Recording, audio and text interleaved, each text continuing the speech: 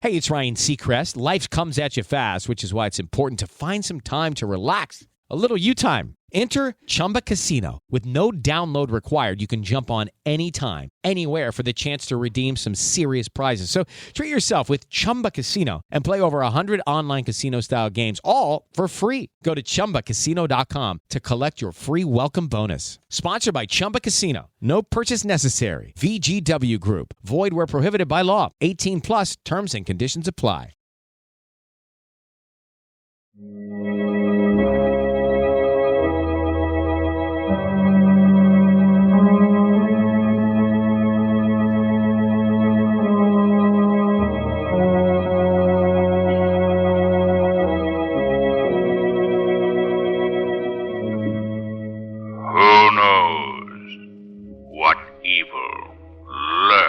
In the hearts of men. The shadow knows.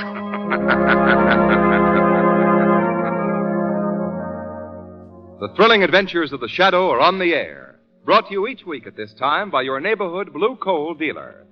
These dramatizations are designed to demonstrate forcibly to old and young alike that crime does not pay. One of the chief weapons in the arsenal of winter is deception. Warm days may lull you into a false security. Well, don't be fooled. There are weeks of bitter weather ahead. Be prepared with blue coal. This excellent home fuel always does a grand job, and especially during changeable weather, because it burns evenly and slowly, keeps every room at a cozy, comfortable temperature, regardless of the weather outside. Get in touch with your blue coal dealer right away. Place your order now. Remember that railroad facilities are urgently needed for military supplies. So it's wise to play safe and be prepared. Phone your blue coal dealer tomorrow morning.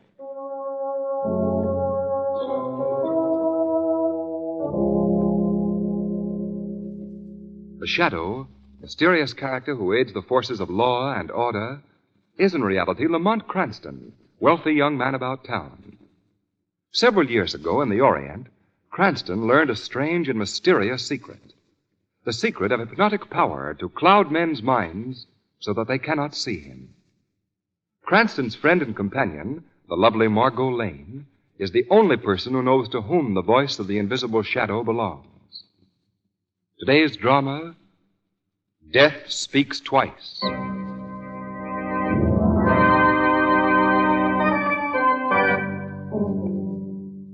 The time, nearly midnight. The place, the state penitentiary.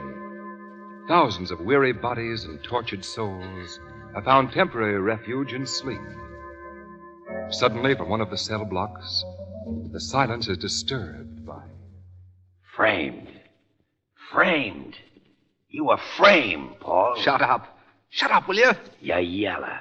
You were framed and you know it. And you're afraid to do anything about it. What is there to do about it? We'll be out of here for 2 more years. Maybe yes, maybe no. Meaning? Meaning I found a way out of this crackerbox pen. No. I told you before, I'm not going to break out of here. So you want to do your full time, huh?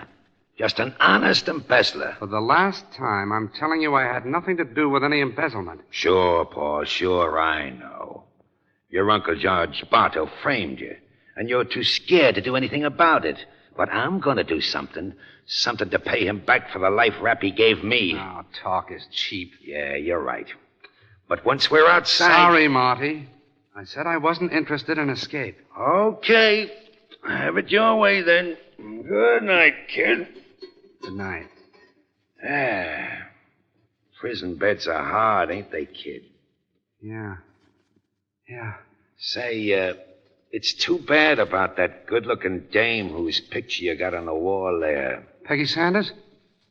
What about her? Suppose I were to tell you that I know she's Judge Bartow's ward. Where'd you find that out? Oh, there's ways, even in prison.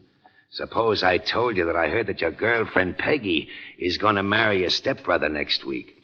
Going to marry Edwin? Oh, no. Well, she wouldn't. She loves me. Maybe your uncle, the good judge, used some pressure. Maybe he's forcing her to marry Edwin.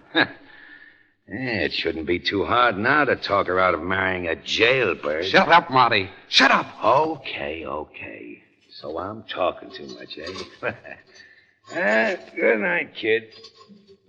You know, you're a fool to try to make that prison break, Marty. Strictly. You think you can make it? I told you it was a cinch. All right. I'm going with you, Marty. There's something I've got to attend to outside.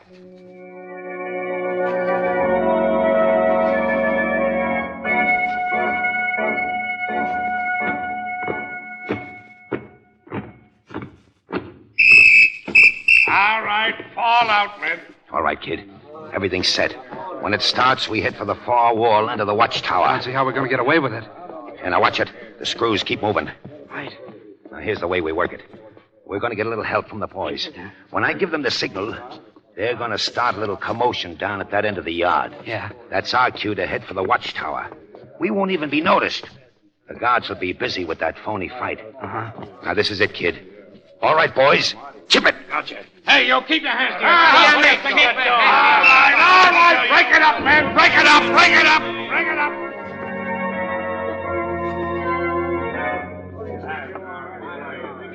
Not too fast, kid. That guard there's got his eye on us. He's suspicious. He's coming towards us. Keep moving. If he tries to stop us, I'll take care of him. Where'd you get that knife? Never mind. Just a moment, you two. Oh, anything on your mind, guard? You heard the whistle. Now get back to the exercise field and line up. Sure. You've killed him. I'm a little out of practice, but judging by my past experience, I think I've done just that. Murder. Sure. Come on, kid. Let's get moving.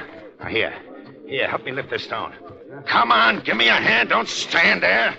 All right. All right. It covers the entrance to an old water main. Leads into a stream outside the grounds. Once we're out, we're in the clear. Here. Now, there's the hole. Come on, in you go. No. Hey? I've changed my mind. It's too late to rat on me now, kid. You're going through with this. Now get in there. No, Marty. I'll wait. If I get out of here and find my uncle Judge Bartow has framed that marriage, I'll get him then. I said you were yellow before, and I say it now. You're going through with this, kid. Right into my arms, Junior. Now I'll drag you through that tunnel. And when you come to, I'll flip you to see who kills the judge.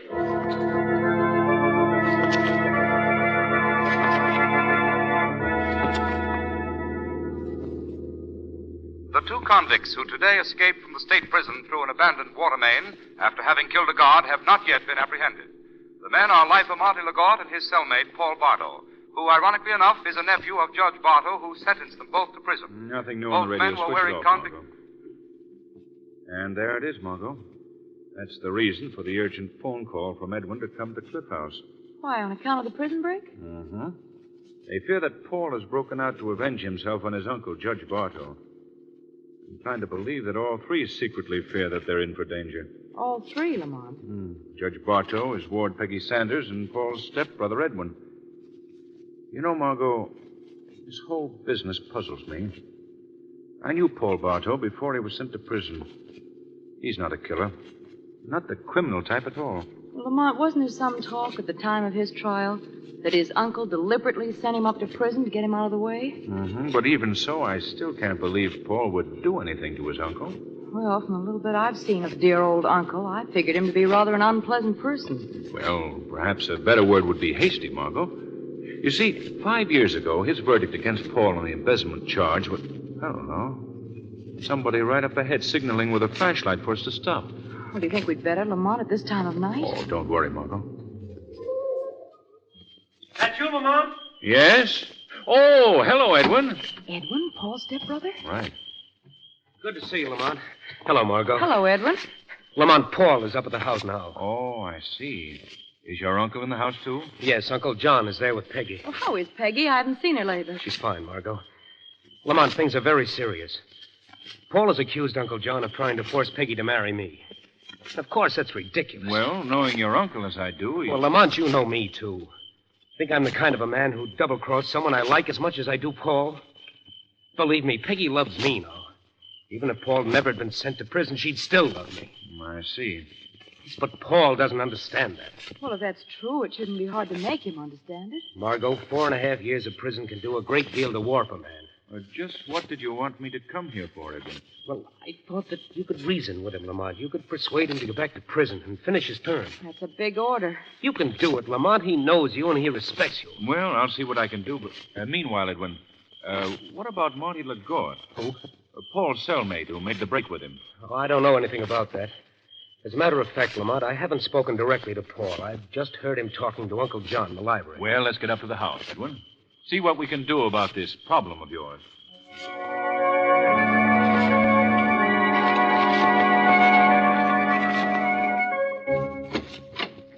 Peggy! Oh, Peggy! She's probably locked herself in a room. She said she didn't want to face Paul again. Can't say I blame her. Paul must still be in the library with Uncle John. It's right this way, Lamont. Just a minute, Edwin. Wouldn't it be better if we told Paul that we're here first? Very well. Just a moment. You keep quiet. I don't want to hear any more. I won't keep quiet. They seem to be arguing. Yes, I don't think it'd be advisable to go in Say now. that to me. Don't raise your voice in my presence, Paul. I'm sick of listening to your lies. You've done enough to me already. You hear?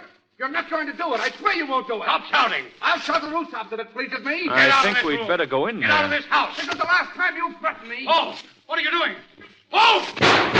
Lamont, those shots. Come on, let's go in. Where are they? Paul must have gone out through that open window. Lamont. Here, Cranston, here on the floor. All right, just a minute now. Better let me examine him, Edwin. Uncle John. Your uncle is dead, Edwin. Paul's murdered him, Lamont. I knew he would. No. Get hold of yourself, Edwin. Let's get hold of myself. All right, now. Go downstairs. Phone for the police. Oh. All right, Lamont, but it's a little late for them. It seems you were wrong, Lamont, about Paul. Yes. Looks like I was, Margot. Say, here's something interesting. What is it, Lamont? This window is at least 3 feet from the ground. If Paul jumped through here, he should have left footprints in the soft earth outside. I should think so. Well, there are no footprints out there. All of which means he's still in the house. What was that? That's Edwin calling. I guess you were right after all, Margot. Paul must still be in the house. Come on.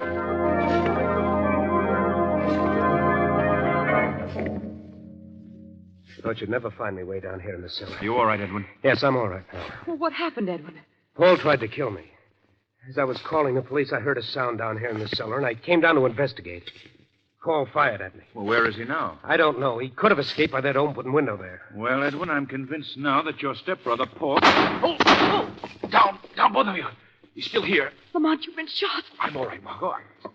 I'm all right. Lamont! He's dead. Paul's killed him.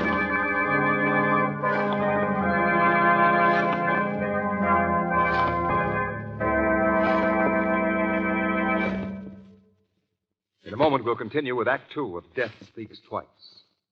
You've heard the phrase, too little and too late. Did you ever think that might apply to you in the matter of heating your home? Too little coal on hand and the need realized too late. Don't let that happen to you. Shift the problem right now to the shoulders of your blue coal dealer. Get in touch with him. Tell him how much coal you have on hand and let him estimate what you'll need and take care of that need now. Blue coal, you know, is especially efficient because it's prepared particularly for home heating. It is delivered to your home in exactly the right size to suit the requirements of your furnace. There's nothing hit or miss about it. And for this reason, you enjoy more comfortable heating with blue coal. Every room in the house is kept at just the right temperature for both health and comfort. Not only that, but you'll save money, too. Yes, and here's something else. With the addition of the Blue Coal Automatic Heat Regulator, you'll also find you save time and effort in heating your home. The regulator will save you countless trips up and down stairs. When you talk to your Blue Coal dealer, ask him about the Blue Coal Heat Regulator. He'll tell you all about it and show you how it will save fuel and save steps for you. Call him tomorrow. He's listed under the words Blue Coal in the yellow section of your classified phone directory. Now, back to the shadow.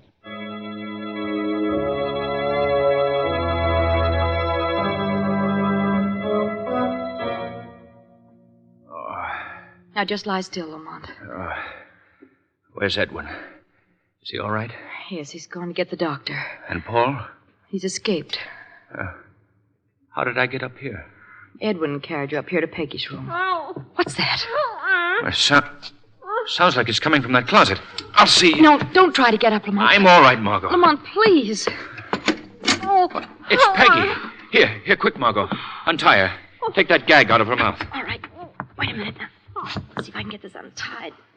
There. Oh, Lamont, Margot. Oh, thank heavens. Lamont, she's going to faint. Here, Peggy, may I? No. I'm all right now. You, Lamont, you've been shot. Oh, it's nothing, Peggy. Just a flesh wound. How did it happen? Paul fired at him. Oh, no. No, Yes, Peggy, I think he did. I was afraid. Oh, Peggy, you better sit down. Thank you. Yeah, no. How do you feel? Well enough to tell us what happened? I don't remember much. I was downstairs. There was a knock at the door. When I opened it, Paul was standing there. And another man. An ugly, terrible-looking man. Did Paul call this man's name? I don't remember. Marty LaGorte? I don't think he called him by name, Margot. Paul asked where Uncle was. He was acting so strangely. He hardly recognized me. I was afraid to tell him, but he hurried Uncle in the library and forced his way in. Did this other man go with him? No, he didn't. He clamped his hand over my mouth and started choking me. I guess I must have fainted because that's all I remember until you found me in the closet. Well, Peggy, did you know that your uncle was murdered? No. No, that can't be.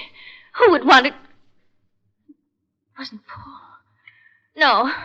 No, it couldn't have been Paul. You hear me?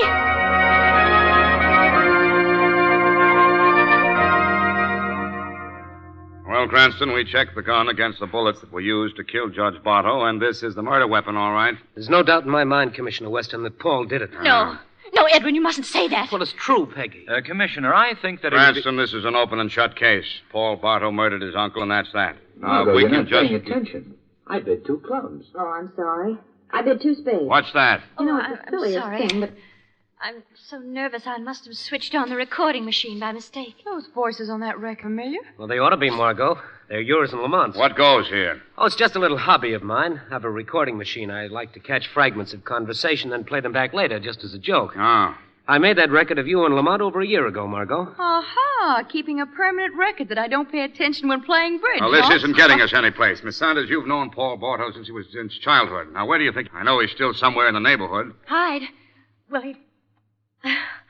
Why, I wouldn't know. Commissioner, if you'll forgive me, you do know that Marty LaGorte escaped with Paul Bartow. That I do. Well, it may have been LaGorte who murdered Judge Bartow and took that pot shot at me.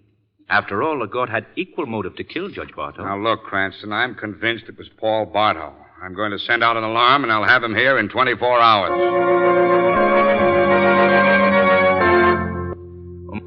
Margot, keep watch at that window, will you, please? I'm sure that Peggy Sanders will try to leave this house tonight. I'm going to follow her. She knows where Paul would be hiding. So that's why she acted so strangely when Commissioner Weston questioned her this afternoon. It was obvious that she was covering up. Well, then you think that she's still in love with Paul. I'm sure of it. In spite of what Edwin says, she's... Wait a minute. Lamont, you're right. Peggy's just slipped out the side, and she's taking the path that leads down to the ocean. I'm going to follow her. Oh, no, you're not. The doctor said you're not to leave this room. But I've got to follow her, Margot. Suppose I follow her, Lamont. Oh, it's too dangerous for you. If I were afraid of danger, I wouldn't pal around with you. I'm going after Now, her, Margot, you're... And you're staying right where you are.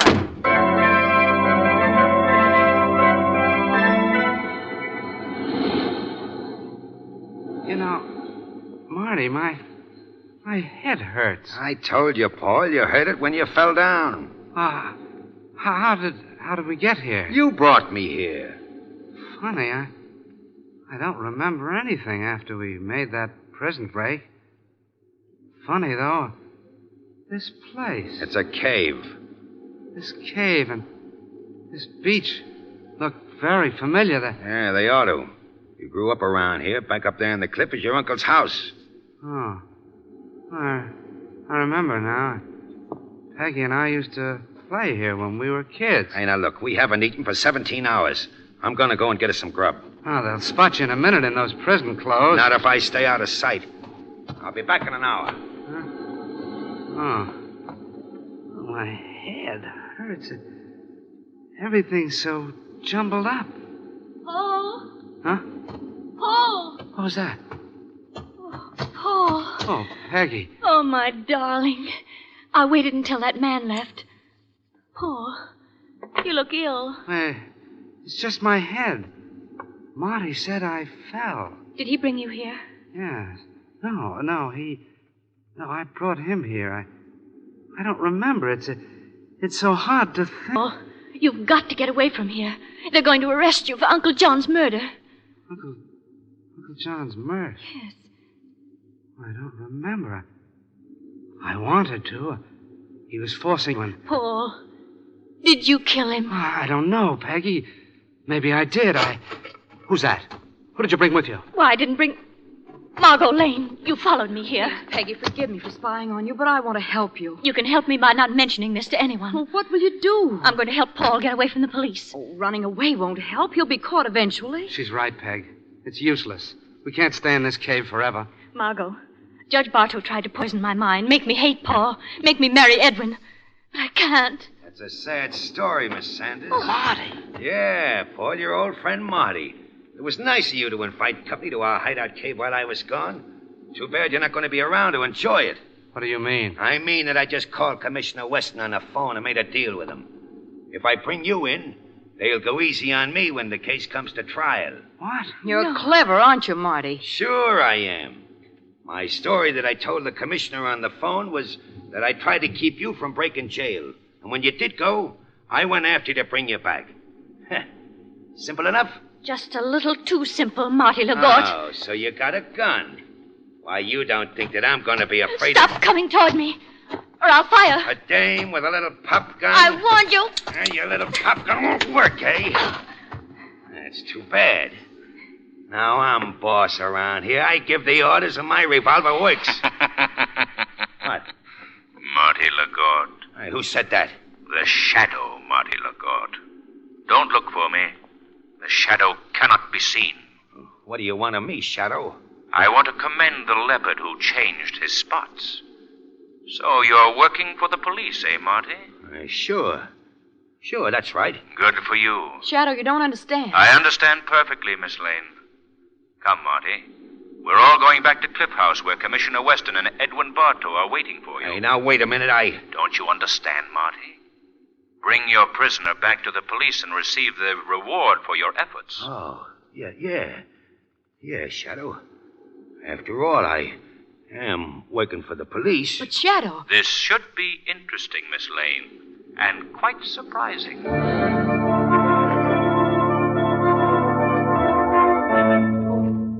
Marty LaGorte promised that he'd be here in 15 minutes. And he said he was bringing Paul with him? Yeah, I don't get it. Here's this lifer, Marty LaGorte, turning straight and helping the police.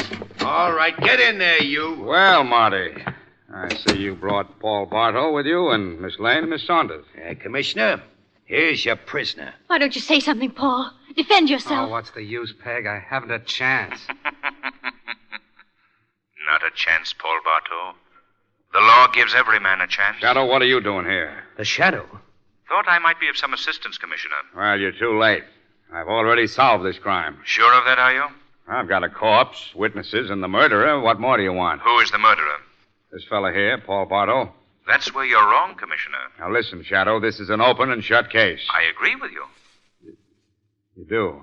Well, that's very nice. You agree. The murderer is right in this room. But he isn't Paul Bartow. Now look, Shadow, my witnesses heard Paul Bartow threaten to shoot his uncle, and they heard the shots. Did it sound like this? But I'm sick of listening to your lies. You've done enough to me already, do you hear? You're not going to do it. I swear you won't do it. Stop shouting. Turn that off. Turn it off. Shout to the rooftops if it pleases me. You can't stop me. Get out of this room. Get out of this house. This is the last time you'll threaten me. Paul, what are you doing? Paul! Is that what your witness heard, Commissioner? What was that? A recording. Played from that loudspeaker concealed in the wall. A recording that was devised by the real murderer, Edwin Bartow, to make his stepbrother, Paul, look guilty. No, I don't know anything about it. Edwin, with the aid of his accomplice, Marty LaGorte. Edwin, you... Stop LaGorte, Commissioner. He's trying to get away. Stop or I'll fire. I kill him? No, Commissioner. he'll live to pay his debt to society. As for our friend Edwin Bartow, I think you'll have no trouble getting a confession out of him now.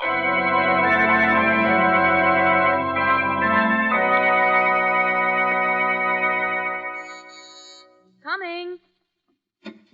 Oh, Lamont, come in. Thank you. Well? Good news, Margot. Edwin Bartow confessed to everything, even the embezzlement. Marty LaGorte confessed to killing the prison guard and attempting to kill me in the cellar that night. Paul will be a free man any day now. And Peggy was at police headquarters this morning. I don't believe I've ever seen anyone as happy as she is. Oh, I'm so glad, Lamont. Well, I guess I'll be running along now. You see, I have... wait a minute, Lamont. What? You promised to tell me all about the case as soon as it was cleared up. But you know the whole thing, Margot. Edwin had killed Judge Bartow before we even got there that night. The quarrel we heard was a recording that Edwin had made a long time ago of a dispute between his uncle and Paul. He played it for us to make us witnesses against his stepbrother. And Paul wasn't even in the house at the time? No, poor chap. The crack that Marty LaGorte had given him over the head when they broke prison had given him temporary loss of memory. He was in the cave unconscious while Edwin and Marty LaGorte carefully built up a case of murder against him. Well, what did Marty LaGorte hope to gain by helping Edwin? His parole for catching a so-called murderer. Edwin had talked him into persuading Paul to escape. You see, they needed their framed murderer close to the scene of the crime to definitely pin the crime on him. Came close to succeeding, Lamont. Yes, Margot, much too close. But you know, there's an old saying that murder will out. No matter how cunningly planned or brilliantly executed, murder has a way of pointing to the guilty one and demanding payment.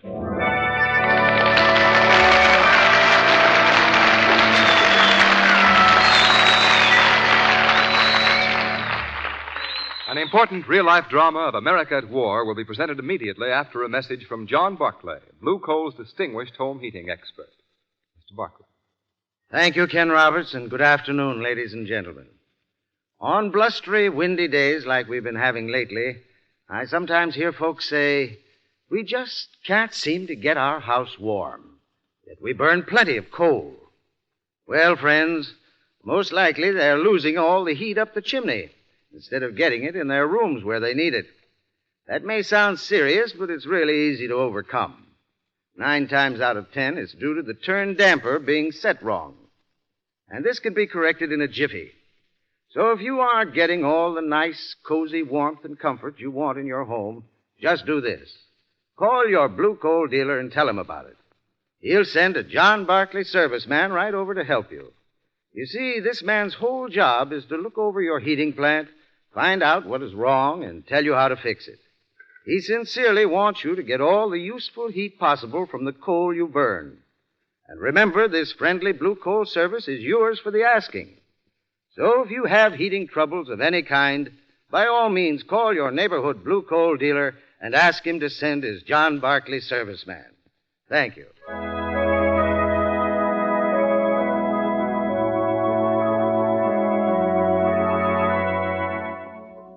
The Shadow program is based on a story copyrighted by Street and Smith Publications. The characters, names, places, and plot are fictitious. Any similarity to persons living or dead is purely coincidental. What are you doing to aid civilian defense? I'm an air raid warden. I'm helping the Red Cross. I'm an auxiliary firefighter. Every civilian, regardless of training, regardless of occupation, has a place waiting for him in civilian defense. Don't be a shirker. Don't expect your neighbors to do the whole job. Get in touch right away, today or tomorrow, with your local civilian defense headquarters. You'll find there is a place for you in America's all-out war effort. Remember that it's up to you to help prove to the gangster nations that in the world, just as in the community, the weed of crime bears bitter fruit. Crime does not pay. The Shadow knows. Next week, same time, same station, your friendly Blue Coal dealer brings you another strange and thrilling adventure in the Shadow's daring battle against the forces of evil. Be sure to listen. And be sure to phone your neighborhood Blue Coal dealer for greater heating comfort at less cost. Remember, keep the home fires burning with Blue Coal. This story was produced by the DL&W Coal Company, distributors of Blue Coal. It is Ryan Seacrest here. Everybody needs some variety in life. That's what I love about Chumba Casino. They know how to keep things fresh and exciting. All their games are free to play, like spin slots, bingo, and solitaire. You can claim free daily login bonuses, too. And they release new games every week. So spice things up with ChumbaCasino.com now for your chance to redeem some serious prizes. Sponsored by Chumba Casino. No purchase necessary. VGW Group. Void where prohibited by law. 18 plus terms and conditions apply.